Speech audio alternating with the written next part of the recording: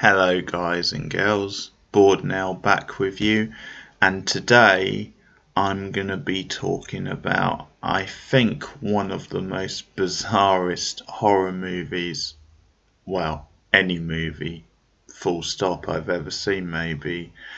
A movie which really beats to the sound of its own drummer, and that is this Japanese odyssey. It's called House or Hausu in Japanese.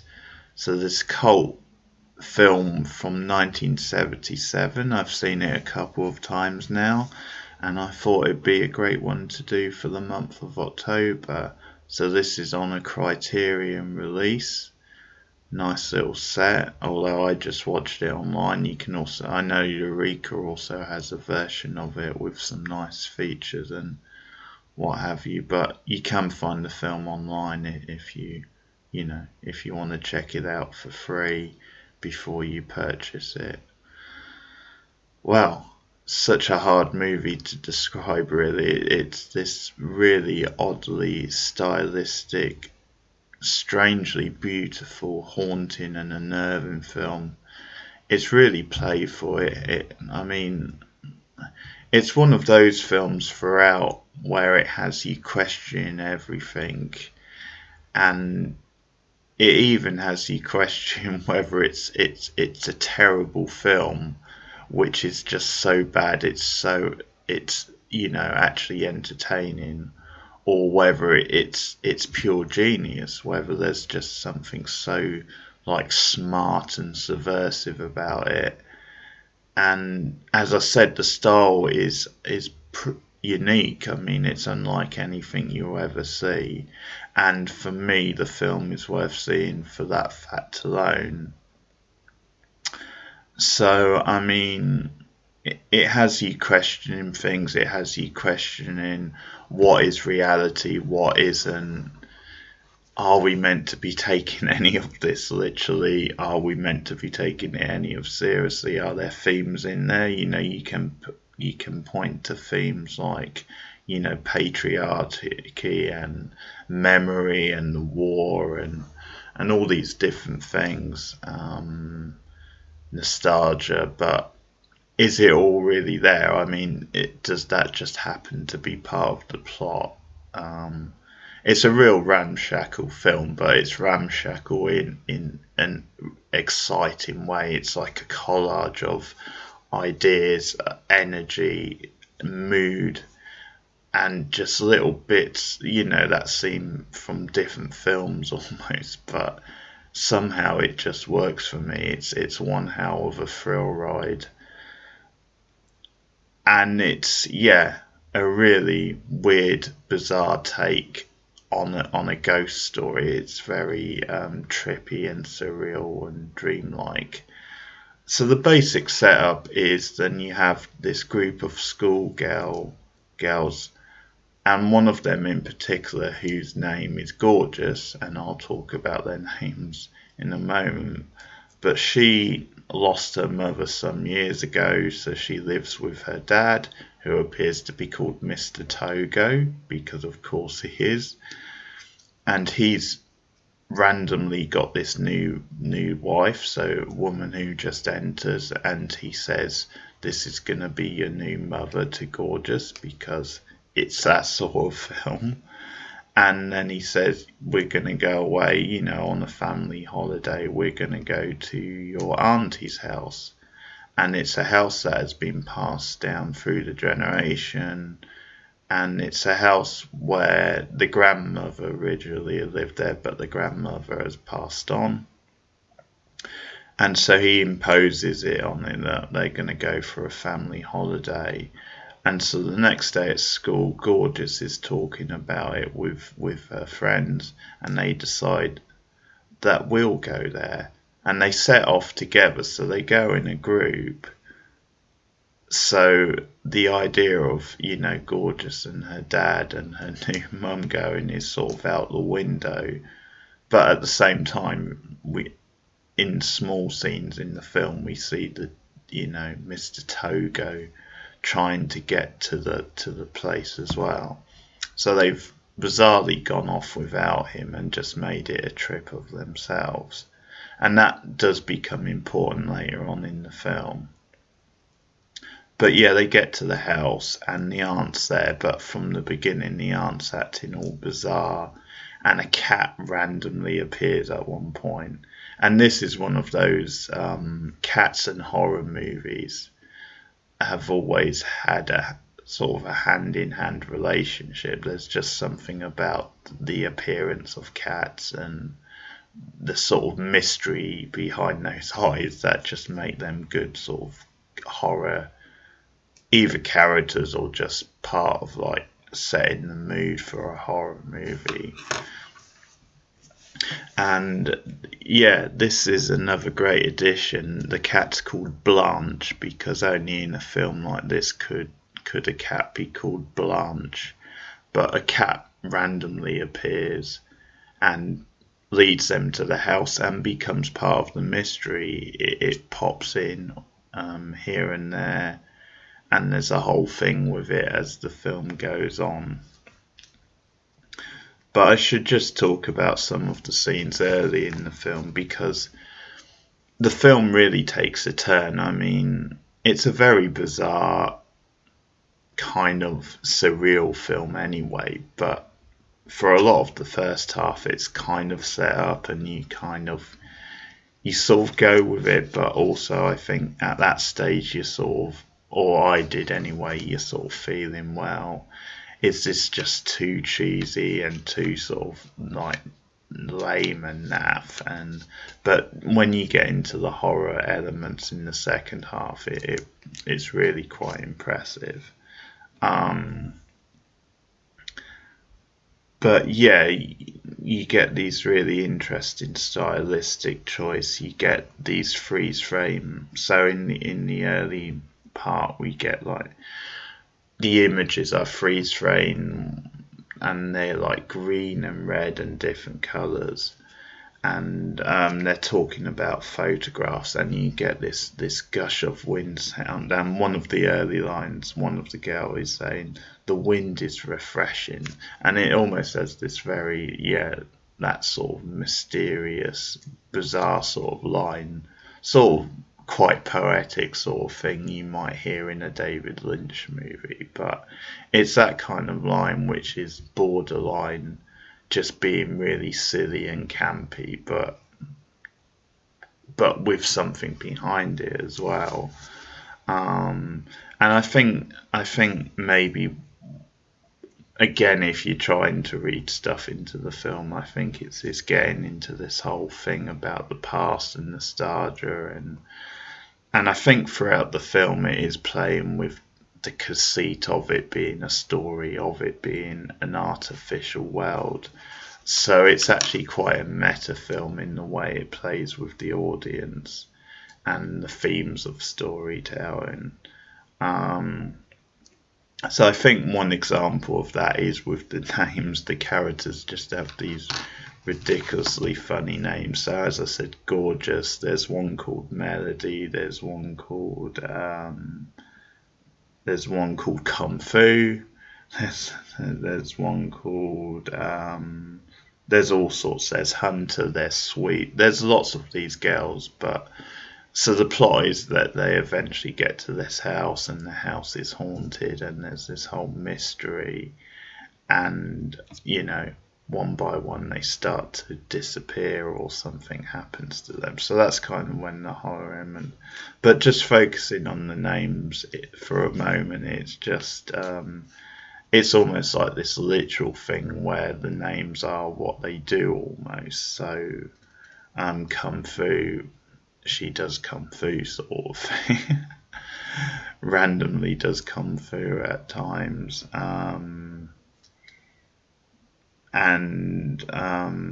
Well, Melody's probably one of the best examples. So she when they get to the house later on, she plays piano, and that's kind of again, it's a literal thing with the character's name, and it's almost this way of giving the characters a theme from the start, but it's kind of playing with the conceit of storytelling, the fact that it's almost a sort of a cliche. It's playing up.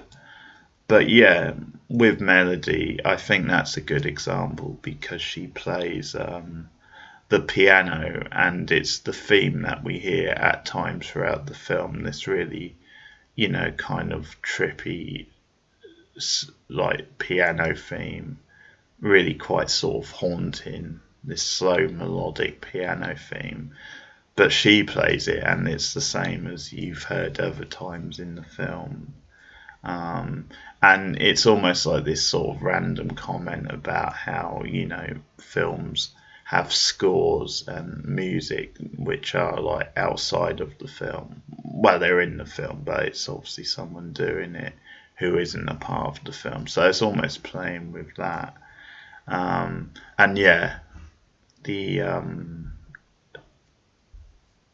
what happens to Melody with the piano, full spoilers of course, is just one of the most crazy scenes in the whole film. And there are plenty of crazy scenes, especially once they get into the house. So her eventually, it's a really clever stylistic scene.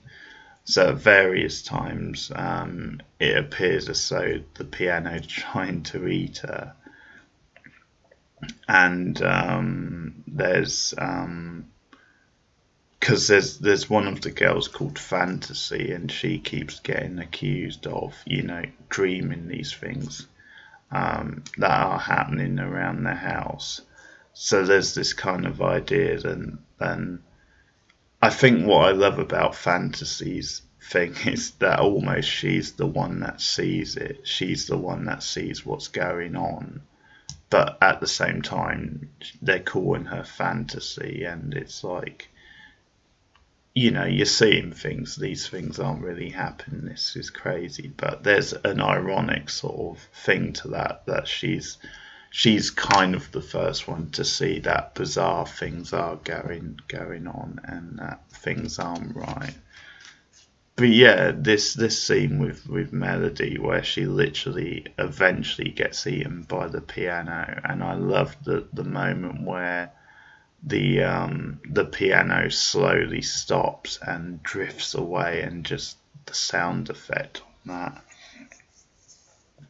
But yeah, there's these really macabre sort of death scenes which I'll talk more about, but it's definitely open to your interpretation whether all this is a dream or fantasy, or if you take it legit. But the piano death scene, when the piano eats Melody and we see it, is just so bonkers and bizarre, but kind of brilliant. So yeah, we have these character names. We have this like dreamlike bubblegum type playful sort of thing. This almost trippy music video, daytime soap sort of tone to it. And yeah, as I said, Gorgeous's new mother, she appears out of nowhere like this sort of character in like a fantasy or a play. And I sensed stuff like that. I almost sensed it was, playing with this idea of, kind of bizarre sort of distorted reality, or in something to do with Japanese culture, this idea of women just being there to be brides, or then you can just present this fantastical facade, and she'll fill in as like your new mother sort of thing. But yeah, it all plays out in this very bizarre, dreamlike, haunting sort of way. But of course, it slowly builds and builds, and eventually you get, when the horror elements really come in, it is really unnerving. But we get flashbacks to the war from 1941 that sort of tells the story of Gorgeous's mother.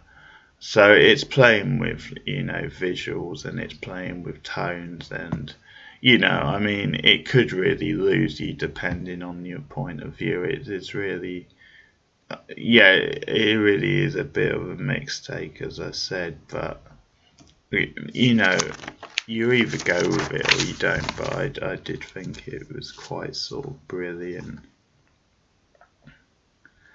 And there's some really funny lines. There's lines like "Don't karate chop the dishes," which is a great line.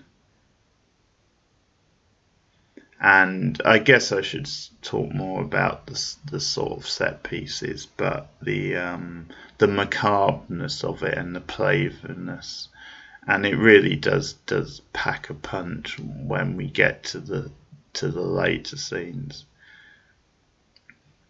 So like one of them, who's called Mac, like loses her head basically. So I forget which girl it is. I think it might be Gorgeous, but there's this whole imagery with melons where they've been talking about melons. The aunt has, and then suddenly, as I said, I think it's Gorgeous. It is, in like one of these like water, drinking sort of buckets, one of those like big barrels. And yeah, randomly Mac's head appears off her body, sort of, so it's her head floating, and the head, chases us after Gorgeous and like literally bites into her. As I said, it's this really macabre, disturbing, but crazy sort of scene. And at first, like her friends don't believe Gorgeous. They say, you dreamt that. It's in your imagination.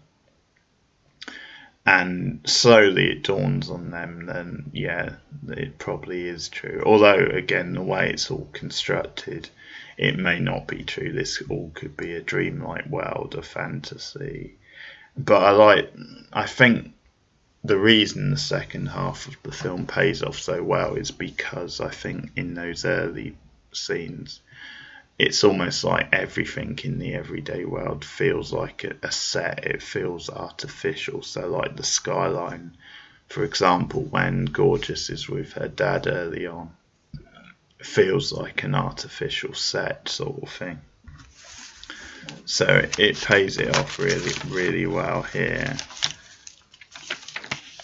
But yeah, lots of beautiful sort of touches and insane set pieces.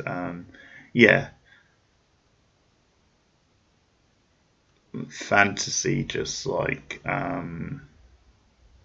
yeah, she just karate kicks this wooden log which attacks her at one point, or appears to attack her. And again, I'm not sure if it's making some sort of cultural point about Japan. I got the impression it might have been making points about the stereotypes of Japanese people and characters in films and TV, but it has a lot of fun with it. It's very tongue-in-cheek and funny and just so bizarre. But yeah, I do sort of see it as like this picturesque, too good to be true fantasy facade sort of breaks down finally in these scenes at the end in the house. And yeah, this is, although it still feels very surreal and otherworldly, it is like it coming home to roost. So I think what's brilliant about the film is the fact that on the one hand, stylistically and how it plays with images and characters, it does feel unlike any film you've probably ever seen. But at the same time, it's the actual plot. I think if you just put it in basic terms and how it all involves in the house, it does have a classic horror movie sort of setup. They go to the aunt's house and bizarre things start going wrong and there's a supernatural threat. So that's the genius of it. Then it has all this stuff going on, and stylistically it's just so bizarre and amazing. But at the same time, it has a great horror conceit as well, and the horror scenes are, in my opinion anyway, effective. Um, but yeah, this beautiful, strange, dreamlike odyssey, which is, as I said, always on the borderline of being a pastiche, almost on the borderline of being so cheesy. But yeah, just has amazing energy and stylistic touches, and yeah, it is so trippy and insane that I just enjoy it so much anyway, and it definitely makes you think. And the sort of final big set piece before we get to the very end, it's basically there's a crucial scene with the cat and a crucial reveal. Then the cat is essentially haunted. The cat isn't real, sort of thing, because there's a picture of a cat which looks the same on the wall. So it's almost like this is like sort of a dream house or some sort of a.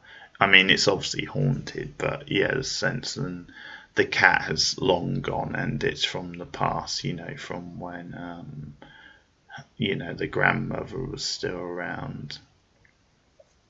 And so literally we get this pool of blood, and it's like the cat's blood, and the final two girls sort of, well, one of them at least sort of drowns in it.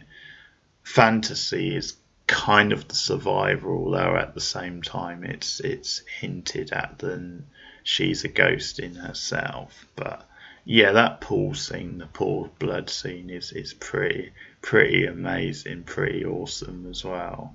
The sort of ending of it, the way it just hammers you with it, and the whole style thing, it sort of reminds me of something like Society, the ending in that. And yeah, it does have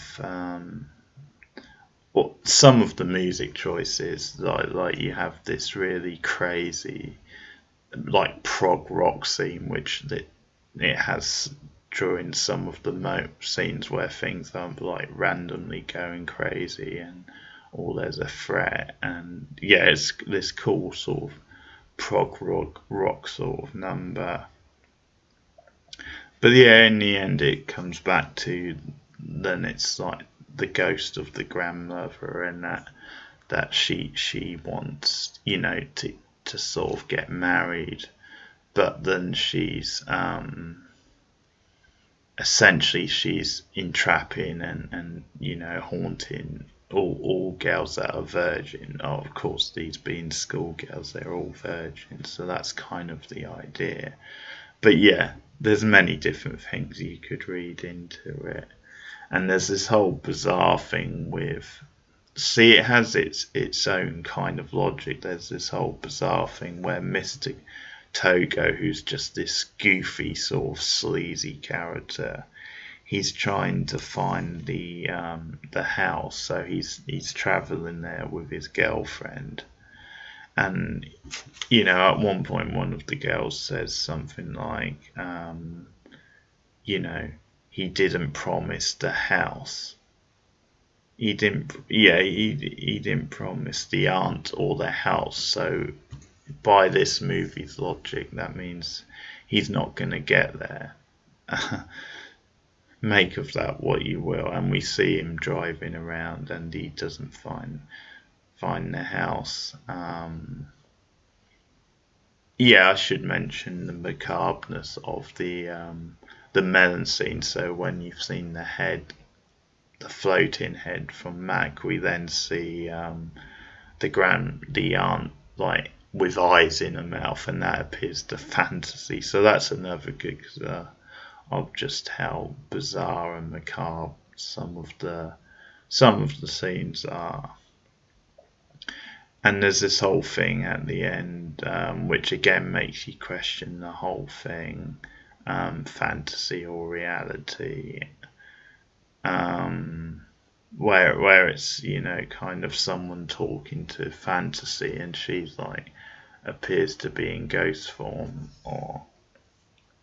something, and asking about, the others, and she says they'll wake up when they're hungry. So yeah, quite a sort of yeah, crazy sort of line and crazy way to end the film, but making you think all the same. But man, what a trip this film is. It'll make you think you're on acid or something, but it does stand out as a cult gem and a lot of fun. So there you have it, some great music, as I said, and it's for the right people. This is a bit of a gem, and I enjoy it a lot. So I'm gonna give House or Hassie. I'm gonna give it 8 out of 10. I think it's very strong, and I'm on the right side of it. I think I just went with it, and I think I did get a lot out of it, and I think it works really well as a horror movie. And I just love the style of it and the mood, and I think the characters and I think the cast do a good job. But yeah, man, what a bizarre ride it is. So for me, I'm giving it a big thumbs up, 8 out of 10 for Hassie. If you've seen the movie, let me know what your thoughts in the comments below. Before I go, and this is just random, but with my review of Blood Diner, which has just gone up, I forgot to mention the scene with the man with no hands. So he gets 2 hands cut off and he tries to drive the car away. That has to be one of the highlights of that batshit insane film. How could I not remember to mention that? And amazing how far he gets with no hands. But anyway, I love that scene. Great stuff. So that's from my review of Blood Diner. So if you're enjoying what I'm doing on the channel, like and subscribe, all that stuff. And I'll be back with another horror movie review soon. Obviously, I've gotten a bit behind, but I'm still going to do my best to do 31 reviews this month. And if not, I'll certainly be close, but there will be more up soon. So thank you for listening, and I'll see you guys again soon. Goodbye.